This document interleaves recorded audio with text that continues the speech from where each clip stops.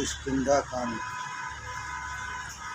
ब्रह्मां बोधसंसदमुखं कलिमलप्रध्वंसनं चाव्ययम् श्रीमच्छम्भुमुखेन्दुसुन्दरवरे संशोभितं सर्वदा संसारामय भेषजं सुखकरं श्रीजानकी जीवनम् धन्यास्ते कृतिनं पीबन्ति सततं श्री राम नामामृतम्। जीव शिव की मैत्री। परमात्मा श्री राम जीव मात्र के सच्चे सुहृद हैं। सुहृद और मित्र, इसमें अंतर है। मित्र थोड़ा स्वार्थ रखकर प्रेम करता है, सुहृद निरपेक्ष प्रेम करता है। राम मित्र नहीं, सबके सुहृद हैं। सुहृदं सर्वभूतानां। ईश्वर जीव के साथ प्रेम करता है तब कोई भी अपेक्षा रखकर नहीं करता। परमात्मा स्वयं आनंदमय है। आनंद रूप श्री राम को, श्री कृष्ण को किसी वस्तु की आवश्यकता नहीं। जिसका आनंद बाहर है, जिसका आनंद दूसरे में है, उसको सबकी अपेक्षा रखनी पड़ती है। जो स्वयं ही आनंद का अनुभव करता है, जो स्वयं के आनंद में ही मस्त है, उसे किसी वस्तु की आवश्यकता नहीं। पंखा बंद करा। जीव को जब तक अन्य किसी से सुख मिलता है तब तक वह सापेक्ष है, कुछ अपेक्षा रखता है। आवाज कर दो।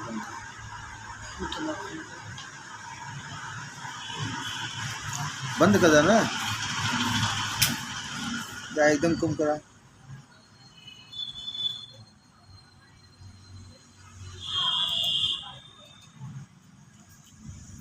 जिसका आनंद बाहर है, जिसका आनंद दूसरे में है, उसको सबकी अपेक्षा रखनी पड़ती है। जो स्वयं ही आनंद का अनुभव करता है, जो स्वयं के आनंद में ही मस्त है, उसे किसी वस्तु की आवश्यकता नहीं। जीव को जब तक अन्य किसी से सुख मिलता है तब तक वह सापेक्ष है, कुछ अपेक्षा रखता है। आनंद तो जीव के पास ही है, परंतु जीव आनंद अपने से बाहर ढूंढता है, अपने आनंद नहीं, अंदर नहीं। स्त्री से, कपड़ों से, धन से आनंद मिले तो उनके वियोग से दुख भी होगा। तुम्हारा आनंद किसी के अधीन होगा तो वह दुख देगा ही। अंतर्दृष्टि करके परमात्मा को अपने अंदर निहारो। एकमात्र भगवान ही आनंद रूप हैं। बाकी यह जगत तो दुख रूप है। अरे, कहीं स्त्री से आनंद मिलता है, पुरुष से आनंद मिलता है। संसार के किसी भी विषयों में यदि आनंद होता तो सब कुछ छोड़कर किसी दिन भी सोने की इच्छा होती ही नहीं। जगत में आनंद नहीं है, इसलिए ही तो निद्रा में आनंद मिलता है। मनुष्य चारपाई पर पड़ने के बाद सब कुछ भूल जाता है। उस समय उसे स्वयं का आनंद मिलता है। आनंद बाहर नहीं, आनंद रूप श्री राम सबके अंदर विराजे हुए हैं। ईश्वर सर्वभूतानां हृदयदेशे अर्जुन तिष्ठति। श्री राम प्रेम करते हैं तब कोई भी अपेक्षा रखकर प्रेम नहीं करते। यह वर्षा कौन करता है? वर्षा करने की शक्ति क्या किसी मनुष्य में है? क्या किसी विज्ञान में ऐसी शक्ति है कि वर्षा कर सके? वर्षा तो श्री राम जी करते हैं। गीता जी में प्रभु ने कहा है, तपामहं वर्षं निगृह्णान्युत्सृजामि च। वर्षा परमात्मा की इच्छा से होती है। प्रभु क्या अपने लिए वर्षा करते हैं? ईश्वर को तो कोई अपेक्षा ही नहीं। भगवान कहते हैं, बेटा एक काम तू कर, दूसरा काम मैं करूँगा। धरती जोतने का काम तुझे करना है, वर्षा मैं करूँगा। पानी बरसने के बाद बीज बोने का काम मनुष्य का है। बीज में से अंकुर उत्पन्न करने का काम ईश्वर का है। खेत की सुरक्षा मनुष्य करता है। अनाज भगवान उत्पन्न करते हैं। अनाज उत्पन्न करने के पश्चात मनुष्य इसको खाता है, परमात्मा खाए हुए को पचाते हैं। अनाज उत्पन्न करने के पश्चात मनुष्य उसको खाता है, परमात्मा खाए हुए को पचाते हैं। अहम वैश्वानरो भूत्वा प्राणिनाम देहमाश्रितः प्राणापान समायुक्तः पंचाम्यन्नम चतुर्विधम। परमात्मा खाते नहीं, परंतु प्रत्येक के अंदर वैश्वानर अग्नि रूप में विराजे हुए भगवान उदरस्थ अन्न का पाचन करते हैं। ईश्वर को कोई भी स्वार्थ नहीं, वे निस्वार्थ भाव से जीव के साथ प्रेम करते हैं। खाने के बाद मनुष्य सो जाता है। भगवान कहते हैं कि मैं तेरे पास समस्त रात्रि बैठकर तुम्हारी संभाल करूंगा। जीव सो जाता है, ईश्वर जाग कर उसका रक्षण करते हैं। परमात्मा सोते नहीं। अगर भगवान सो जाएं तो सबका ही अच्युतम केशवम हो जाए। गाड़ी में तुमको ठीक जगह मिल जाए तो तुम आराम करते हो, सो जाते हो, परंतु इंजन चलाने वाला ड्राइवर विचार करे कि मैं घंटे 2 घंटे अब आराम करूं तो गाड़ी क्या होगा। भगवान कहते हैं कि जीव तुम मुसाफिर है, गाड़ी में बैठा है, मैं गाड़ी चलाता हूँ। परमात्मा सोते नहीं, परमात्मा जागते हैं।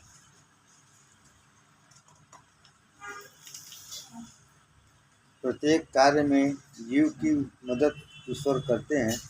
ईश्वर कोई भी अपेक्षा रखे बिना जीव को सुख देते हैं। हमारे लिए ही भगवान अंदर अनाज उत्पन्न करते हैं, हमारे लिए ही वर्षा करते हैं। फल फूल भी हमारे लिए ही प्रभु ने उत्पन्न किया है, परंतु जीव इतना बड़ा दुष्ट है कि भगवान की वस्तु भगवान को अर्पण किए बिना ही खा जाता है। यह सब ईश्वर का ही है। परमात्मा को जो अर्पण नहीं करता वह हरामखोर है, दुष्ट है। जो ईश्वर को नहीं देता वह कृतघ्नि है। सबके सच्चे सुहृद परमात्मा है। भगवान विचार नहीं करते कि यह गरीब है कि धनवान है, ज्ञानी है कि अपढ़ है, बालक है कि प्रौढ़ है, स्त्री है कि पुरुष है, ऊंचे कुल में जन्मा है कि नीच कुल में नीच जाति का है। ऐसा विषमता तो मनुष्य रखता है। मालिक की आंखों में तो प्रेम। पंखा बंद कर।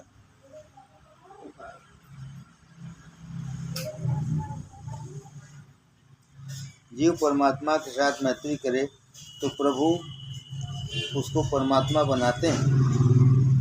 जीव परमात्मा के साथ मैत्री करे तो प्रभु उसको परमात्मा बनाते हैं। भगवान अतिशय उदार हैं। परमात्मा जीव को जब देते हैं तब देने में जरा भी संकोच नहीं रखते। जीव देता है तब विचार कर देता है। ईश्वर ऐसा विचार नहीं करते कि अपने लिए कुछ रखूं। परमात्मा के साथ मैत्री करने वाले जीव को प्रभु पूर्ण बनाते हैं। यह जगत अपूर्ण है, जीव अपूर्ण है। जीव परिपूर्ण तब बनता है जब वह ईश्वर के साथ मैत्री करता है। किष्किंधा कांड में जीव और ईश्वर की मैत्री की कथा है। भगवान शंकर माता पार्वती जी से कहते हैं, ऋषि मुख गिरे पार्श्वे गच्छन्तो राम लक्ष्मणो धनुर्बाण करो दान्तो जटावल्कल मंडितो पश्यन्तो विविधान वृक्षान गिरे शोभाम सुविक्रमो। शबरी का उद्धार करके श्री राम लक्ष्मण धीरे धीरे ऋषिमुख पर्वत के समीप पधारे। ऋषिमुख पर्वत के ऊपर सुग्रीव 4 मंत्रियों के साथ बैठे थे। उन्होंने श्री राम लक्ष्मण को आते हुए देखा। सुग्रीव ने हनुमान जी से कहा, ये 2 महापुरुष कौन हैं? बाली ने मुझको मारने के लिए तो कहीं इनको यहाँ नहीं भेजा। ये कौन है? तुम परीक्षा करो। तथेति बहुरूपेण हनुमान समुपागतः विनयावनतो भूत्वा रामं नत्वेदं ब्रवीत। श्री हनुमान जी महाराज ने ब्रह्मचारी का स्वरूप धारण किया। रघुनाथ जी के पास जाकर उनको वंदन करके हनुमान जी ने पूछा, आप कौन हो? आप नर नारायण जैसे लगते हो, आप यहाँ क्यों पधारे हैं? तो आपको देखकर मुझको बहुत आनंद होता है। हनुमान जी ने बहुत सुंदर वार्तालाप किया। प्रभु ने लक्ष्मण से कहा, लक्ष्मण, इस ब्रह्मचारी के व्याकरण शास्त्र का अच्छा अध्ययन इस ब्रह्मचारी ने व्याकरण शास्त्र का अच्छा अध्ययन किया है। इतनी बात इसने की, परंतु उसमें एक शब्द भी अशुद्ध नहीं है, व्यर्थ की बातें नहीं की। विचार करके बहुत सुंदर बोलता है, यह व्याकरण शास्त्र में निष्णात है। लक्ष्मण, तुम देखो तो सही, इस ब्रह्मचारी की लंगोटी बहुत दिव्य है। श्री हनुमान जी महाराज जन्म से ही दिव्य कोपीन धारण किए हुए प्रकट हुए थे। अंजनी माता ने हनुमान जी से कहा था कि तेरी कोपीन को जो पहचाने वही तेरा गुरु है। प्रभु ने लक्ष्मण जी से कहा, यह ब्रह्मचारी है, ज्ञानी है, जितेंद्रीय है, इसकी कोपीन अति उज्ज्वल है। यह सुनकर हनुमान जी को विश्वास हो गया कि ये परमात्मा हैं, ये ही मेरे गुरु हैं। लक्ष्मण जी ने हनुमान जी को संक्षेप में सब कथा सुनाई कि हम दोनों महाराज दशरथ के पुत्र हैं, श्री राम लक्ष्मण हमारा नाम है। महाराज दशरथ की आज्ञा से हम वन में आए हैं। श्री सीता जी भी साथ थी, उनको रावण हर ले गया और हम श्री सीता को खोजने निकले हैं। ब्रह्मचारी जी महाराज, आप कौन हो? बाद में तो हनुमान जी ने श्री रघुनाथ जी के चरणों में साष्टांग बंदन किया और कहा, मोर न्याव मैं पै पूछा साई, तुम पूछो कस नर की नाई। तव माया बस फिरहूँ भुलाना, ताते मैं नहीं प्रभु पहचाना। माया में फंसा हुआ जीव आपको भूल जाता है, परंतु नाथ आप भी भूल गए, इसलिए मुझको पूछते हैं कि तू कौन है। मैं आपका सेवक हूँ, मैं पवन सुत हनुमान हूँ। आपने मेरे सत्य स्वरूप को जाना है, आप ही मेरे गुरु हो। मैं सुग्रीव का मंत्री हूँ। सुग्रीवो नाम राजा, यो वानराणाम महामतिम, चतुर्भिः सार्धम गिरि मूर्धनि तिष्ठति।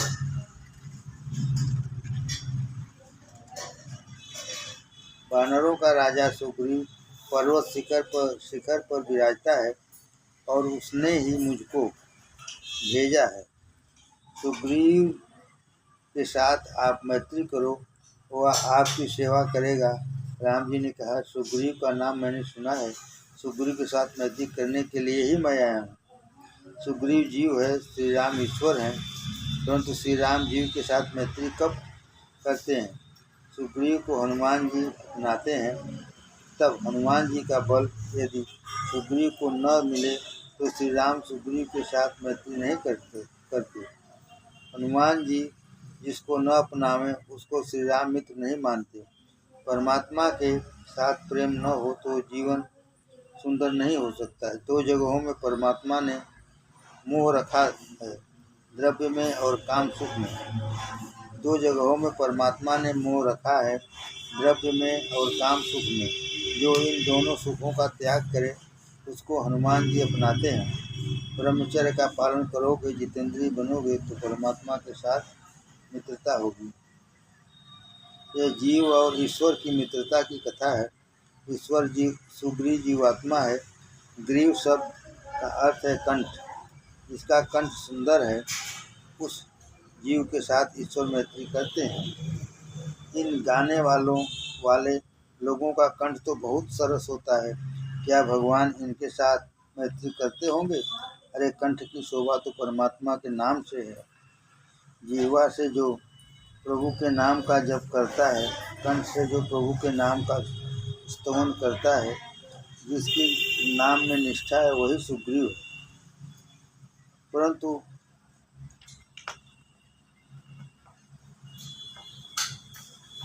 उसे जब हनुमान जी का ब्रह्मचर्य का बल मिले तो ही वह ईश्वर के साथ मित्रता कर सकता है। जो सर्व इंद्रियों से ब्रह्मचर्य का पालन करता है वही हनुमान जी के ब्रह्मचर्य का व्रत बल प्राप्त कर सकता है। हनुमान जी की महिमा का वर्णन कौन कर सकता है? श्री हनुमान जी राम लक्ष्मण को कंधे पर चढ़ाकर ऋषिमुख पर्वत के ऊपर जहाँ सुग्रीव बैठे थे ले आए।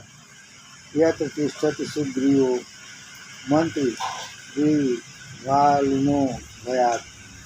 सुग्रीव बाली के भय से वहाँ रहता था। श्री हनुमान जी ने अग्नि प्रज्वलित की अग्नि की साक्षी में हम श्री रामचंद्र जी के साथ सुग्रीव की मित्रता कराई। सुग्रीव ने रघुनाथ जी को सुंदर आसन दिया। रघुनाथ जी आसन के ऊपर विराजे। लक्ष्मण जी ने संक्षेप में सब कथा सुनाई। उस समय सुग्रीव ने कहा कि सुमुख पर्वत के ऊपर जब मैं बैठा था उस समय एक राक्षस एक सुंदर स्त्री को आकाश मार्ग से ले जा रहा था। मैंने उसे देखा था। गगन पंथ देखी मैं जाता, परवश परी बहुत दिल पाता। राम राम हा राम पुकारी, हमहि देख दीनहु पटदारी। उस स्त्री ने हमको देखकर सुंदर आभूषण नीचे फेंक दिए। वे मेरे पास रखे हैं। वे बहुत करके श्री सीता जी के भी होंगे, ऐसा मेरा अनुमान है। सुग्रीव ने वे आभूषण मंगाए और श्री रामचंद्र जी को दिखाकर पूछा, ये आभूषण क्या सीता जी के हैं?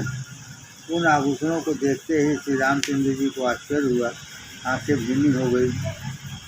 ओहो, यह जानकी का चंद्रहार है, यह कर्णफूल है। प्रभु ने लक्ष्मण जी की परीक्षा ली। पूछा, लक्ष्मण तुम्हारी भाभी का यह चंद्रहार तुम पहचानते हो? लक्ष्मण जी ने कहा, भैया मैंने किसी दिन भी इसे नहीं देखा। श्री रामचंद्र जी ने पूछा, लक्ष्मण यह तुम्हारी भाभी की बगड़ियाँ हैं, तुम पहचान सकते हो? लक्ष्मण जी ने कहा, ये भी मैंने कभी नहीं देखी। राम जी ने पूछा, यह कर्णफूल तुम्हारी भाभी का है? लक्ष्मण जी ने कहा, मैं कुछ नहीं जानता। रामचंद्र जी ने कहा, लक्ष्मण तू तो ना करता है, क्या तूने कभी इन्हें देखा ही नहीं? क्या तू किसी आभूषण को पहचानता ही नहीं? लक्ष्मण ने कहा, भैया आँख ऊँची करके मैंने किसी भी दिन भाभी के सम्मुख दृष्टि नहीं की। मैं नित्य भाभी के चरणों में वंदन करता था, इसलिए मैंने चरण के दर्शन किए हैं। इन चरणों के नुपुरों को मैं जानता हूँ। ना हम जानामि केयूरे, ना हम जानामि कुंडले, नृपुरे तो भी जानामि नित्यम पादाभिनंदनात्। जिसने एक एक इंद्रिय का संयम बढ़ाया है, ऐसा इंद्रिय पुरुष इंद्र राजा की भी अपेक्षा बड़ा है। श्री सीता जी के साथ अनेक वर्ष लक्ष्मण जी सेवा में रहे थे, परंतु आँखें ऊँची करके किसी भी दिन सामने नहीं देखा। हम हमेशा माता जी के चरणों में ही नज़र रखते थे। श्री रामचंद्र जी उठकर खड़े हुए। प्रभु ने लक्ष्मण जी का आलिंगन किया और कहा, मेरे लक्ष्मण जैसा जितेंद्रिय महापुरुष कोई हुआ नहीं और होगा भी नहीं। श्री सीता जी के आभूषणों को देखकर श्री रामचंद्र जी ने कुछ विलाप किया। सुग्रीव समझाने लगे, महाराज आप चिंता न करो, मैं आपकी मदद करूंगा। श्री सीता जी को खोजने के लिए बानर भेजूंगा, राक्षसों का विनाश करूंगा। श्री सीता जी जरूर मिल जाएंगी।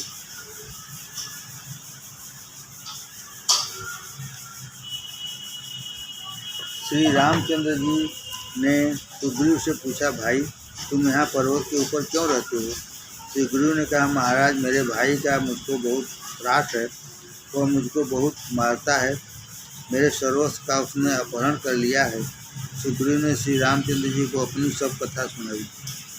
एक समय मायावी राक्षस किष्किंधा नगरी के बाहर आया था। वह बाली के साथ लड़ने लगा। युद्ध करते करते राक्षस एक गुफा में चला गया।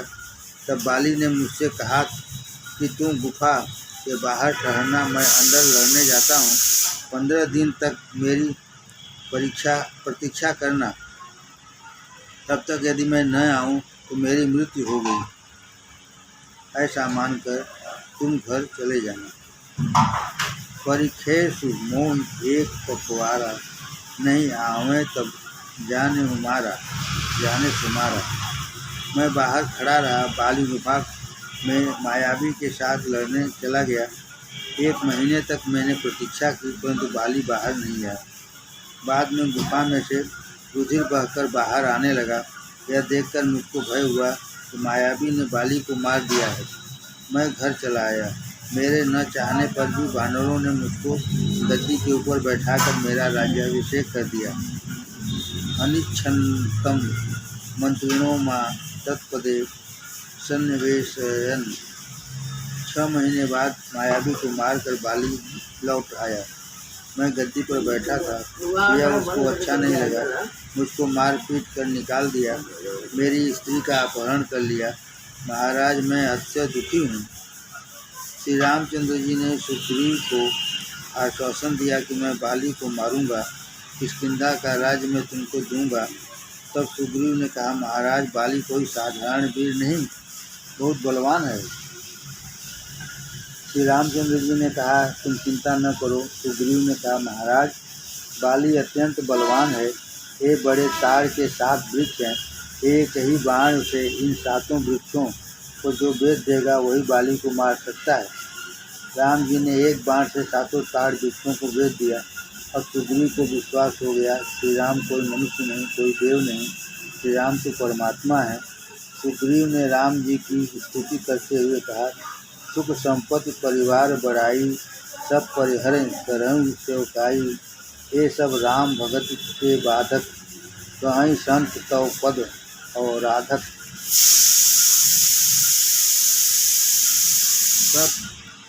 शत्रु मित्र सुख दुख जग माही, माया कृत परमारथ नाही।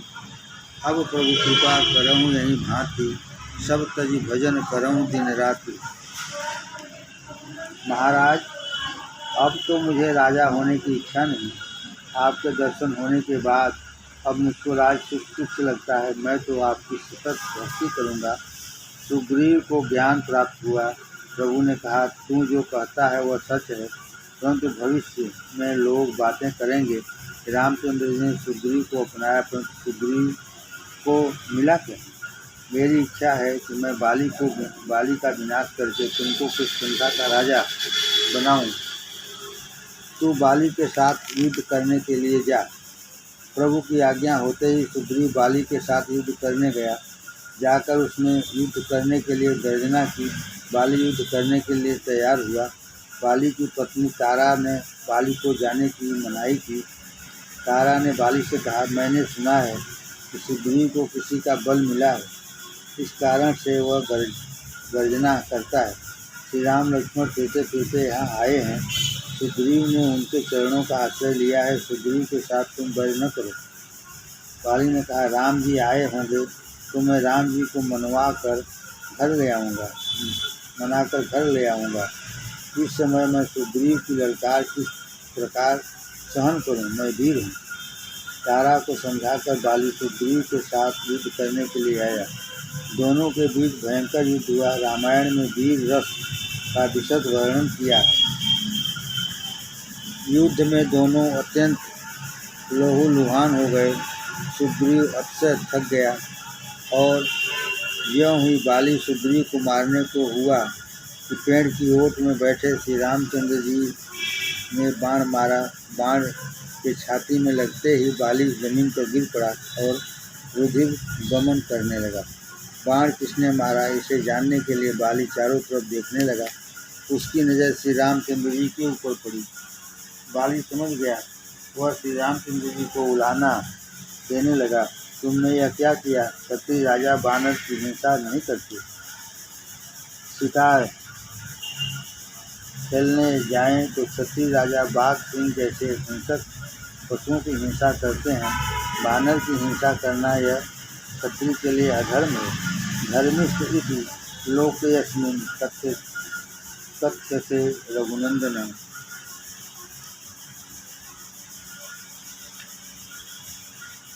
तुम धर्मिष्ठ हो, ऐसी जगत में ख्याति है। तुम इस प्रकार अधर्म करते हो, मैंने तुम्हारा क्या बिगाड़ा है? सुग्रीव ने तुम्हारी क्या सेवा की है? मैंने सुना है कि रावण के पास से श्री सीता जी को वापस प्राप्त करने के लिए तुम सुग्रीव की शरण में गए हो। अरे, आपका यह काम तो मैं आधी घड़ी में कर सकता। रावण को तो एक बार मैंने बगल में दबाया था। आपने यह अधर्म किया है। श्री रामचंद्र जी ने बाली से कहा, तू अपने दोष का विचार नहीं करता और मुझे उलाहना देता है।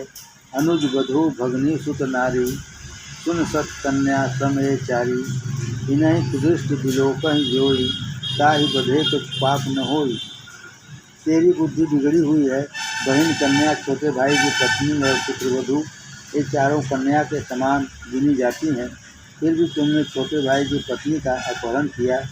तू अधर्मी है, पापी है, तूने बहुत पाप किया है और इसलिए मैं तुझे मारने आया। बाली ने भगवान से कहा, किसी ग्रंथ में क्या ऐसा उल्लेख है कि पापी को आपके दर्शन हो सकते हैं? मैं तो बहुत पुण्यशाली हूँ। मैंने बहुत पुण्य किया है कि अंतकाल में आपके दर्शन कर रहा हूँ। प्रभु ने बाली से कहा, तू पुण्यशाली नहीं है, तू तो पापी है। परंतु तेरा भाई सुग्रीव मेरी शरण में आया है। शरणागत के कुटुंब का मैं उद्धार करता हूँ, इसलिए मैं तुमको दर्शन देने आया हूँ।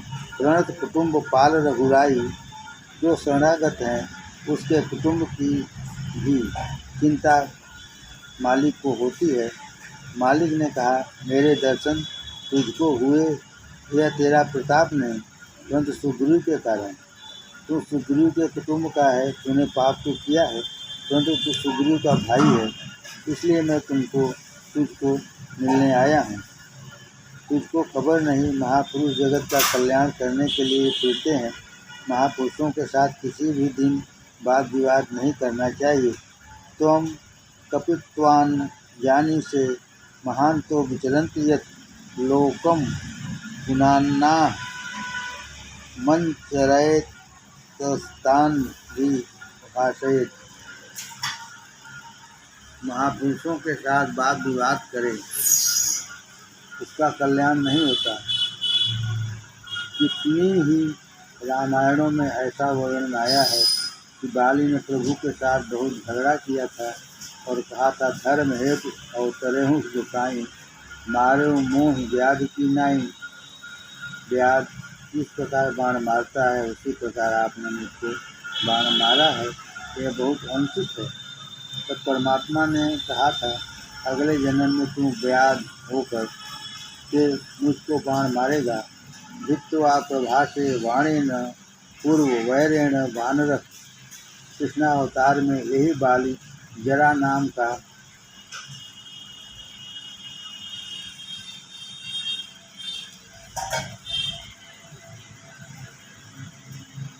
सारथी हुआ। जरा व्याध ने प्रभु के चरणों में बाण मारा। परमात्मा को कौन बाण मार सकता है? प्रभु ने ऐसी लीला की है, महापुरुषों के साथ वाद विवाद करने वाले को कुछ लाभ नहीं होता। बाली को विश्वास हो गया कि श्री राम परमात्मा है।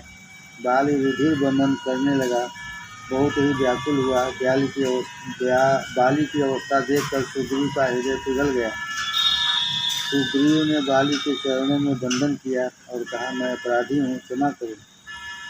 बाली ने सुग्रीव को आलिंगन दिया और उसको धन्यवाद देते हुए कहा, तेरे कारण मुझको राम जी के दर्शन हुए, मैं तेरा उपकार मानता हूँ। तो सुग्रीव ने कहा, बड़े भाई, तुम्हारे कारण मुझको राम जी के दर्शन हुए। तुमने मुझको निकाला न होता तो मुझको राम जी के दर्शन क्या होने को थे। मैं अपराधी हूँ, मेरे पापों को क्षमा करो। बाली और सुग्रीव दोनों भाई बैर भूल कर प्रेम से मिले।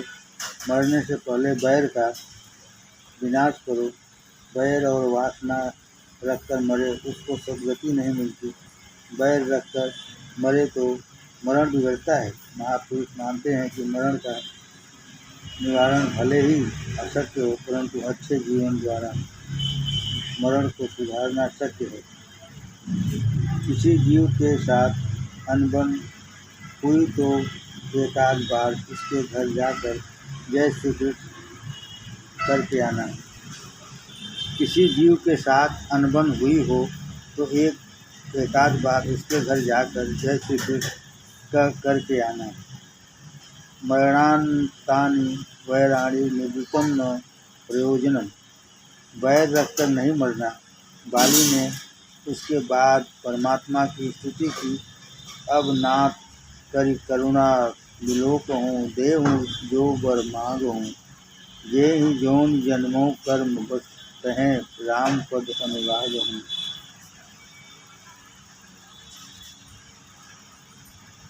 श्री रामचंद्र जी के दर्शन करते ही बाली ने प्राणों का त्याग कर दिया।